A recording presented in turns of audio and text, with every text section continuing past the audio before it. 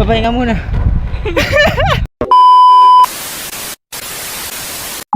A day in my life as a tourism student. So, ayan, 5:53 AM na. Naglagay ako dyan ng primer. And ayan, ayos na yung makeup ko. Mag-ayos na lang ako ng buhok ko dyan. Sinuklay ko na muna. Nung naayos na, naglagay ako ng... Ay, hindi. Nagsukat ako ng helmet dyan. Kasi akala namin, pupunta kami ng Bukawi. Yan. Naantay ko dyan yung kagrupo ko para makapag-video na kami at mapuntahan na namin yung dapat namin puntahan. So, ayan, we're ongoing. On the way na kami. Lumipad ang aming team. At dahil maulan dyan, ayan. Nakarating na nga kami ng San Rafael dyan. Mahabang-habang biyahe pa.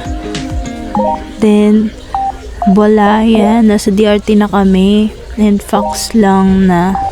Yung DRT na yan, yung pangalan na yan, pangalan talaga ng nanay ni Imelda Marcos, which is Doña Remedios Trinidad. Ayan. Sa DRT, marami talagang makikitang places, which is yung mga falls, bundok, ganyan. At para talaga siyang mini Tagaytay pag nakapunta ka sa mga bundok-bundok, lalo na pag rainy seasons. Ayan, nagkataon nga na parang rainy seasons. Diyan, kumain na muna kami. Yan, tamang-tama lugaw. Masarap siya dahil tag-ulan niya. Ayan, ang napili namin napuntahan dyan yung Mount Brigino. Ayan, pupuntahan na nga namin. Napakahaba na yan. Hirap na hirap kami tumaas. Ayan yung Mount Brigino. Napakaganda niyan kapag nakita niya ng personal yan. Siguro, maulan lang talaga kaya ang pangit ng ambience. Hindi, maganda naman siya pero para siyang Tagaytay talaga. Malamig, ayan. Lalo na sa pinakataas. Ayan, kagrupo ko nga. Yan, dyan lalagyan na kami ng tawag dun. Parang palatandaan na nag-ano kami dyan. Bayad nga pala dyan, 100 pesos lang. May enjoy mo na yung ganyang kataas. Grabe talaga. Pagod na pagod kami dyan umakyat kasi nga sobrang taas. And maulan na siya niyan that time. Ayan, nagdahan-dahan lang kami umakyat kasi nga baka madulas.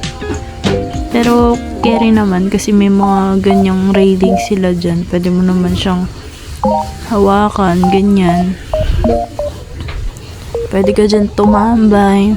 Lalo ka dyan magsisigaw na, ayoko na sa'yo. Pag-move on na ako. Pwedeng ganun. Huy! Ayan, may nakita kami dyan mga bubuyog. Ayan, parang mga siyang mini farm. Kung gusto mo na mag-rest dyan, pwede ka dyan mag-move on. Huy! Mag-move on. Napakalamig dyan. So, ang galang mag-video. Grabe naman. Naulan kasi dyan. Kaya kailangan namin chill. Yan. Maganda dyan, promise, kung napuntahan nyo lang. Pero maganda dyan siguro kung maaraw talaga.